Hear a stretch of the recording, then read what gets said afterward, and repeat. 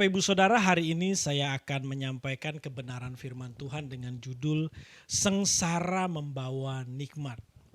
Bapak Ibu, apakah kita pernah mengalami sengsara atau persoalan yang begitu berat sampai kita di titik stres atau depresi? Ada seorang istri yang mengalami sengsara, dia katakan kepada suaminya, "Pak, kenapa sih papa ini nggak pernah bilang kalau papa itu miskin?" Suaminya menjawab, Mah, dulu kan papa sudah pernah bilang, di dunia ini tidak ada yang lain, hanya kamu yang aku punya. Kamu malah bilang, so sweet."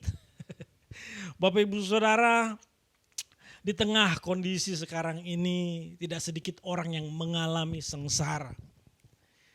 Tapi tahukah Bapak Ibu Saudara bahwa di balik sengsara kita ada nikmat yang bisa kita rasakan juga. Sengsara bisa membawa nikmat. Minggu hari ini saya ingin membagikan dua pengalaman dari dua tokoh yang mengalami sengsara. Namun Bapak Ibu Saudara, sengsara yang mereka alami membawa nikmat. Justru melalui sengsara yang mereka alami, mereka mengalami nikmat juga. Tokoh yang pertama adalah Daud. Dalam Mazmur 119 ayat 71 dikatakan bahwa tertindas itu baik bagiku. Bahwa aku tertindas itu baik bagiku. Supaya apa? Aku belajar ketetapan-ketetapanmu. Supaya aku belajar ketetapan-ketetapanmu. Bapak Ibu Saudara, mengapa Daud katakan tertindas, sengsara, mengalami persoalan sampai di titik stres bahkan depresi. Dia katakan itu baik bagiku. Kenapa Bapak Ibu? Karena dia katakan melalui sengsara yang ia alami, melalui persoalan-persoalan hidup yang dia alami, dia belajar ketetapan-ketetapan Tuhan. Dia belajar hukum-hukumnya Tuhan. Ini yang saya sebut sengsara membawa nikmat. Bapak Ibu Saudara, Daud pernah mengalami sengsara. Tentu saja sengsara yang dia alami karena kesalahan dia sendiri. Seringkali kita mengalami sengsara kalau kita introspeksi diri. Sengsara yang kita alami disebabkan karena kesalahan kita sendiri. Meski demikian firman Tuhan dalam Roma 8 ayat 28. Bahwa Allah turut bekerja untuk mendatangkan kebaikan bagi mereka yang mengasihi Dia. Daud pun pernah mengalami sengsara. Dan sengsara yang disebabkan karena kesalahannya sendiri. Saya baca dalam 2 Samuel 12 ayat 1 sampai 7. Tuhan mengutus Nathan kepada Daud. Ia datang kepada Daud dan berkata kepadanya, ada dua orang dalam satu kota, yang seorang kaya, yang lain miskin.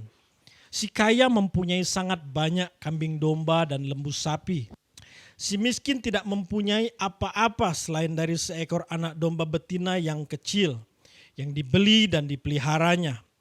Anak domba itu menjadi besar padanya bersama-sama dengan anak-anaknya.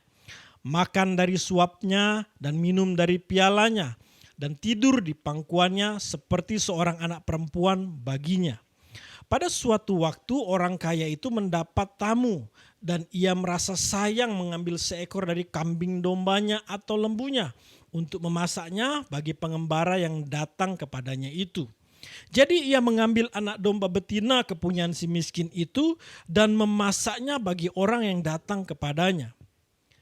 Lalu Daud menjadi sangat marah karena orang itu, dan ia berkata kepada Nathan, demi Tuhan yang hidup, orang yang melakukan itu harus dihukum mati.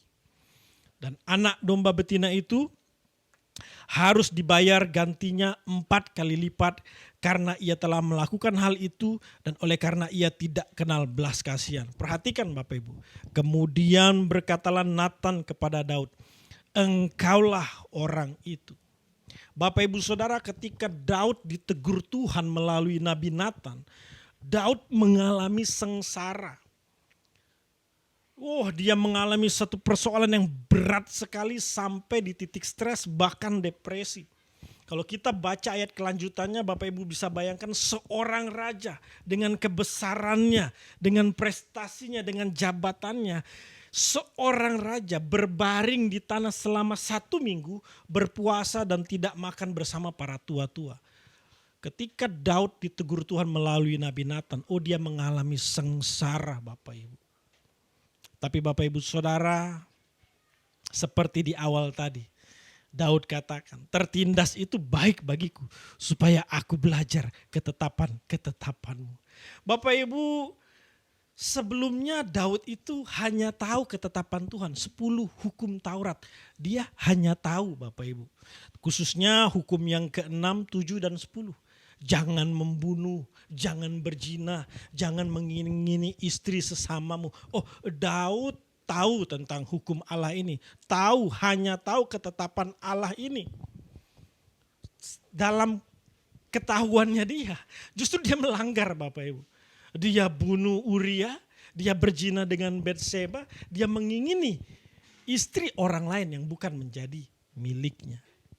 Jadi selama ini Daud hanya tahu ketetapan Tuhan, hanya tahu hukum Tuhan, tapi dia tidak pernah mau belajar.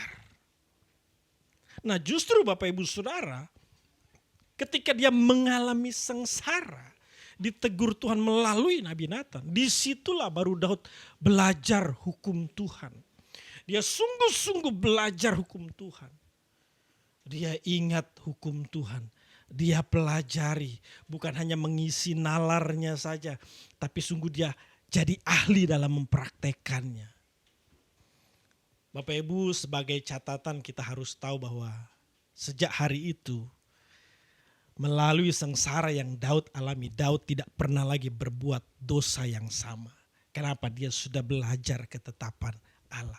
Sengsara membawa nikmat. Bapak Ibu Saudara, saya tidak tahu sengsara apa yang sedang kita alami hari ini. Tapi yang saya tahu Bapak Ibu, sengsara bisa membawa nikmat. Karena apa? Melalui sengsara yang kita alami, justru kita jadi belajar firman Tuhan dengan sungguh-sungguh. Tertindas itu baik bagiku supaya aku belajar ketetapan-ketetapanmu. Mungkin selama ini kita hanya tahu firman Tuhan. Kita belajar tapi hanya untuk mengisi nalar kita saja. Belum sampai pada proses belajar sampai ahli dalam melakukan. Tapi melalui sengsara yang kita alami, tertindas yang kita alami, persoalan yang kita alami sampai di titik stres bahkan depresi, justru melalui sengsara itu membawa nikmat. Kita jadi belajar ketetapan Allah. Kita tidak hanya mengisi nalar kita, tapi kita jadi ahli dalam melakukan hukum-hukum Tuhan. Kita jadi ahli dalam melakukan ketetapan-ketetapan Tuhan. Bapak Ibu, tidak dapat disangkali bahwa ada orang-orang tertentu yang harus mengalami sengsara dulu. Barulah setelah itu dia mau belajar firman Tuhan dengan sungguh-sungguh. Saya perhatikan ada orang-orang Kristen tertentu yang harus melewati sengsara dulu. Baru dia mau belajar firman Tuhan dengan sungguh-sungguh. Termasuk saya. Saya ini Bapak Ibu kalau menyaksikan pengalaman hidup saya, banyak sekali sengsara-sengsara yang saya alami. Apalagi sengsara-sengsara yang disebabkan karena kesalahan saya sendiri. Banyak sekali. Tapi justru lewat sengsara-sengsara itu, penderitaan itu sampai di titik stres bahkan depresi, melalui itu membawa nikmat. Saya jadi belajar kebenaran firman Tuhan dengan sungguh-sungguh. Sangat besar kemungkinan kalau saya tidak diizinkan sengsara, orang kayak saya ini nggak akan pernah belajar firman Tuhan dengan sungguh-sungguh. Karena itu Bapak Ibu Saudara, alangkah baiknya sebagai orang Kristen kita belajar kebenaran firman Tuhan setiap hari. Tanpa harus ngalamin sengsara dulu. Masa ngalamin sengsara dulu baru mau datang seperti Daud datang kepada Tuhan. Aku telah berdosa Tuhan. Masa harus begitu dulu sih Bapak Ibu? Sebagai orang Kristen setiap hari kita harus belajar ketetapan-ketetapan Tuhan. Kebenaran firman Tuhan. Sampai benar-benar ahli. Bapak Ibu, kalau kita belajar ada satu proses. Jangan pernah berhenti belajar, begitu kata orang bijak. Bahkan ada satu kata bijak, tuntutlah ilmu sampai ke negeri Cina. Sekarang nggak cuma sampai ke negeri Cina Bapak Ibu. Melalui media sosial, melalui internet, melalui Mbah Google kita bisa kemana-mana untuk belajar, untuk menuntut ilmu. Oh, belajar itu sebuah proses. Jadi selama kita hidup, kita terus belajar dan belajar sampai nanti kita menutup mata baru kita berhenti belajar. Harus Bapak Ibu. Belajar itu sebuah proses untuk meningkatkan kapasitas kita, skill kita. Bukan hanya itu Bapak Ibu. Sampai di titik kita ahli dalam melakukannya. Bapak Ibu bisa perhatikan orang-orang dunia ini untuk perkara-perkara yang duniawi. Bapak Ibu mereka bisa mati-matian belajar. Ada orang yang tadinya tidak begitu expert dengan bidangnya. Hanya dalam waktu 1-2 tahun dia belajar setiap hari. Jadi orang yang expert dalam bidangnya. Kenapa? Mati-matian belajar. Loh kita ini orang Kristen Bapak Ibu. Percaya kepada Yesus, percaya kepada firman Tuhan sebagai firman-Nya. Loh kok kita gak pernah buka setiap hari? Kok kita gak pernah belajar? Tapi untuk perkara-perkara duniawi kita bisa mati-matian. Hari ini Bapak Ibu, mumpung gak ada sengsara yang kita alami, aku memutuskan hari ini aku mau belajar firman-Mu Tuhan. Kita orang Kristen, mari Bapak Ibu, ada pimpinan Roh Kudus, ada Injil firman Tuhan yang tertulis, apalagi yang kurang. Tinggal kita sediakan waktu khusus untuk kita mau belajar kebenaran firman Tuhan. Justru melalui belajar kebenaran firman Tuhan, saya bacakan dalam 2 Timotius 3 ayat 16.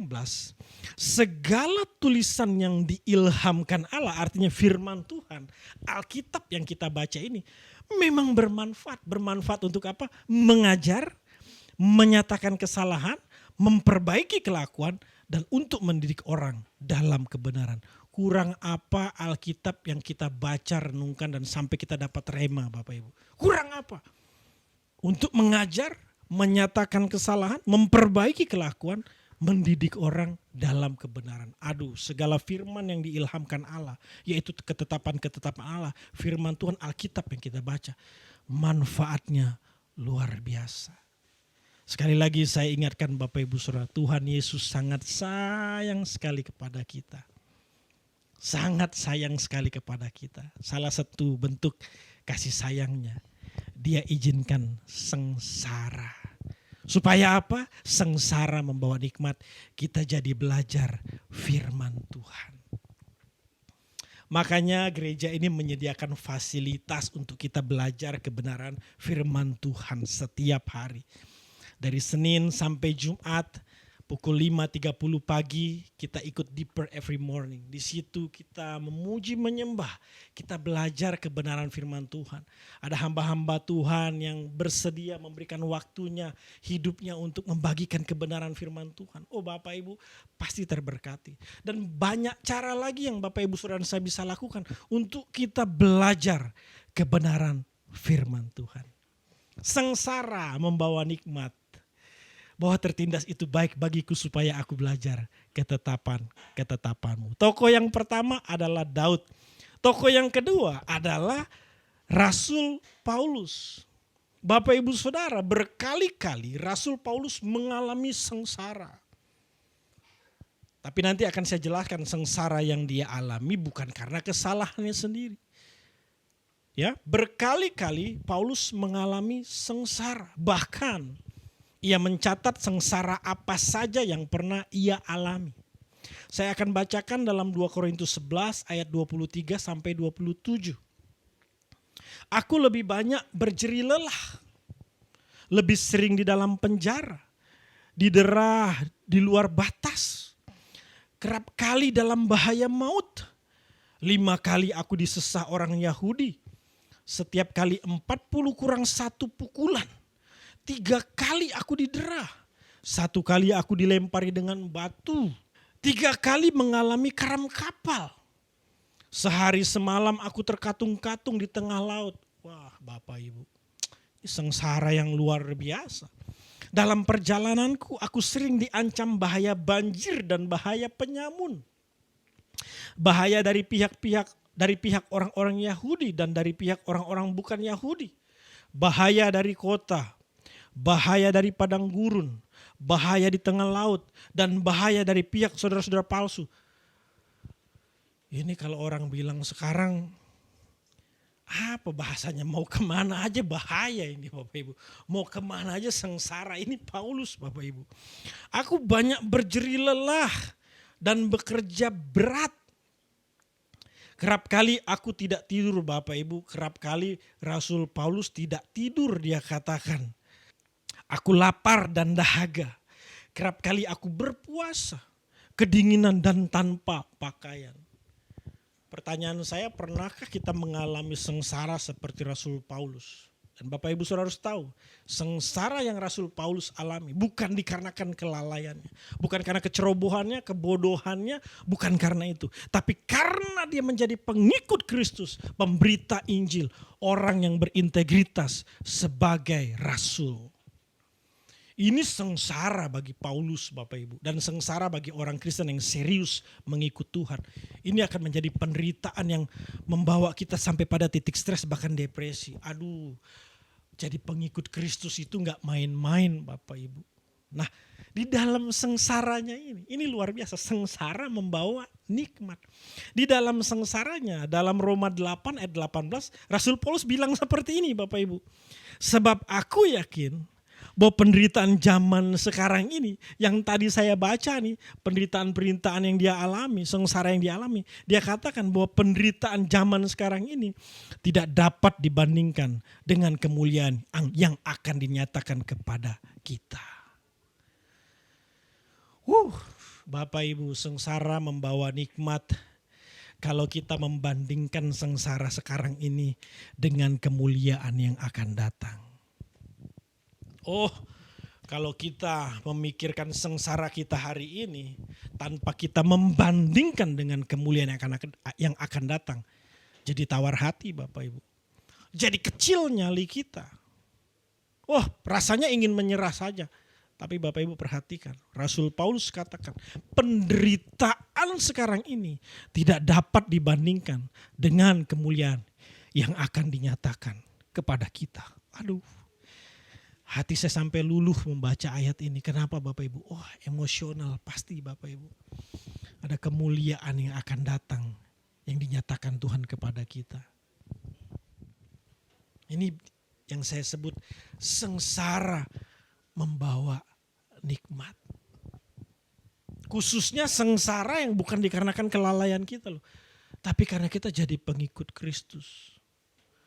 Bapak Ibu, saya suka menyayangkan kalau ada orang Kristen mengaku-ngaku anak Allah, mengklaim janji Allah, tapi tidak seperti yang Roma 8 ayat 17 katakan. Roma 8 ayat 17 katakan, dan jika kita adalah anak, maksudnya anak Allah, anak Bapa di surga, maka kita juga adalah ahli waris. Amin. Maksudnya orang-orang yang berhak menerima janji-janji Allah. Amin. Yang akan menerimanya bersama-sama dengan Kristus. Amin. Yaitu, perhatikan di sini dulu Bapak Ibu. Yaitu, jika kita menderita bersama-sama dengan Dia, supaya kita juga dipermuliakan bersama-sama dengan Dia. Baca ayat kelanjutannya. Kita menderita, mengalami sengsara. Sama seperti Dia. Orang kayak gini layak disebut anak Allah dan menerima janji Allah. Saya sedih kalau ada orang Kristen terlalu buru-buru mengatakan aku anak Allah. Tapi gak mau menderita seperti Kristus menderita. Lalu mengklaim janji Tuhan. Dan sayangnya banyak sekali ini diajarkan dalam gereja-gereja yang bisa mencemari cara berpikir orang Kristen yang benar. Orang Kristen yang benar Bapak Ibu. Dia sungguh-sungguh mau menderita sebagaimana Kristus menderita. Ini sengsara kita Bapak Ibu. Tapi sengsara ini membawa nikmat. Karena apa? Tidak ada bandingannya dengan kemuliaan. Dengan upah yang kita akan dapatkan di kemudian hari. Bapak Ibu percaya hal ini? Amin. Saya kalau bisa dibilang lebih dari percaya. Dan saya ingin hidup di dalam kebenaran ini Bapak Ibu. Makanya begini, jadi orang Kristen, ayolah. Ayolah Bapak Ibu. Jangan ada lagi dosa-dosa yang kita sembunyikan. Jangan ada lagi dosa-dosa yang masih kita kompromikan. Pak, kalau saya tinggalkan sengsara. Nah, itu menderita seperti Kristus menderita. Pasti dong meninggalkan dosa. Pak, ini enak Pak, ini sudah bertahun-tahun.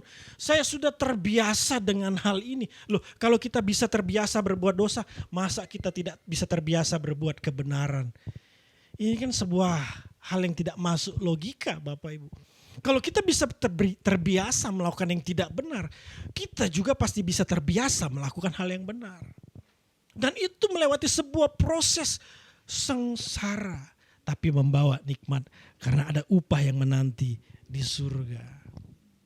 Kalau masih ada kebencian dalam hati kita, aduh, kok satu teman di Facebook ya, waktu scroll lihat mukanya, aduh masih sakit, aduh nggak terima ini orang, ngeselin Bapak Ibu. Udahlah, sengsara memang, tapi coba lepaskan pengampunan. Jangan lagi diingat-ingat kesalahannya, nggak bisa. Waktu akan membuktikan bahwa kita tidak lagi mengingat-ingat dosanya, kesalahannya. Tinggal kita katakan, Tuhan, sulit aku ngampunin orang ini. Sengsara aku kalau ngampunin dia. Tapi aku mau menderita seperti Kristus menderita. Aku ampuni engkau. Aduh, aku ampuni engkau dalam nama Yesus. Aku terima engkau menjadi orang-orang yang layak diselamatkan juga. Sama seperti aku dikasihi Kristus. Aku berdoa biar engkau mengalami perjumpaan dengan Kristus. Wow, orang-orang Kristen seperti ini Bapak Ibu tidak mungkin tidak mendapat kemuliaan di dunia yang akan datang. Kalau masih ada kesombongan dalam diri kita, mari Bapak Ibu Saudara datang dengan kerendahan hati. Tuhan, kenapa ya ini sombong gak hilang-hilang? Ini sombong dari mana sih? Dari kakek buyut, emak, bapak atau siapa sih Tuhan? Enggak, itu kodrat dosa dalam diri manusia. Kita sendirilah yang harus menyelesaikannya. Percuma ditumpang tangan, disiram minyak, didoakan rebah, getar-getar. Kalau dalam diri kita tidak punya kemauan untuk menghancurkan setiap kesombongan dalam diri kita. Bapak Ibu Saudara memang menderita loh. Oh, biasanya belagu, biasanya songong. Sekarang harus jadi orang yang rendah hati. Oh, gak mudah, sengsara. Tapi itulah anak Tuhan menderita seperti Kristus menderita. Oh, sengsara, tapi membawa nikmat. Pendeta, sepertinya yang pendeta katakan ini mustahil untuk dilakukan. Oh, Bapak Ibu, saya ingat satu film judulnya Mission Impossible. Bapak Ibu tahu siapa pemeran utamanya? Tom Cruise. Di dalam film-film yang dia mainkan, Mission Impossible, dia tidak pakai peran pengganti atau stuntman. Enggak Bapak Ibu. Semua dia perankan seorang diri. Kenapa? Karena dia bilang seperti judul film ini, filosofinya Mission Impossible, maka saya akan melakukan adegan-adegan yang berbahaya. Ini mustahil tanpa pemeran pengganti, tapi saya ingin melakukannya. Oh Bapak Ibu, Mission Impossible yang terakhir itu keren banget. Sampai-sampai kita ngelihat film action lain, ya culun ini mah pakai peran pengganti. Karena apa? Kita nonton Mission Impossible yang diperankan oleh Tom Cruise tanpa pemeran pengganti. Bapak Ibu, dia menahan nafas ya di dalam pembuangan air selama 6 menit tanpa pemeran pengganti. Dia bergelantungan di pesawat yang besar tanpa pemeran pengganti. Bahkan dia terjun, dari ketinggian berapa ribu kaki saya tidak tahu Bapak Ibu. Tanpa peran pengganti. Dia bilang ini Mission Impossible, tapi mau saya lakukan seorang diri. Tom Cruise saja bisa berkata kepada Mission Impossible, it's possible. Kenapa kita anak Tuhan katakan, ya ini mah gak mungkin Pak. Orang kayak dia saya ampuni, enak aja. Bapak Ibu, bersama dengan Tuhan kita cakap menanggung segala sesuatu. Bersama dengan Tuhan kita bisa Bapak Ibu. Tidak ada yang tidak mungkin. Kita bisa. Ini misi yang memang impossible. Serupa seperti Kristus, punya karakter Kristus. Bertanggung jawab hidup. Ini misi yang kata orang, lu ngapain jadi Kristen yang kayak gitu? Tapi inilah anak Tuhan. Saya bacakan sekali lagi, kita adalah anak. Kita adalah ahli waris, orang yang berhak menerima janji-janji Allah. Menerimanya bersama-sama dengan Kristus. Kalau kita menderita bersama-sama dengan Dia, kita juga akan dipermuliakan di dalam Dia. Di akhir kebenaran ini saya ingin sampaikan Bapak Ibu Saudara, saat kita sengsara udah deh. Jangan minta dikasihani. Lagi sengsara. Gak usah, minta belas kasihan Tuhan. Gak usah klarifikasi apalagi di media sosial. Oh, disebutin sengsara yang lagi kita alami. Nggak usah. Udah datang sama Tuhan aja, klarifikasi sama Tuhan aja Bapak Ibu. Apalagi sengsaranya karena kita buat sendiri. Ya kan? Nggak usah. Jangan minta dikasihani, jangan klarifikasi, tapi apa? Dalam sengsara yang kita alami. Mari Bapak Ibu belajar kebenaran firman Tuhan. Itu nikmatnya Bapak Ibu. Dalam sengsara yang kita alami, bandingkan dengan kemuliaan yang akan datang. Itu yang disebut sengsara membawa nikmat.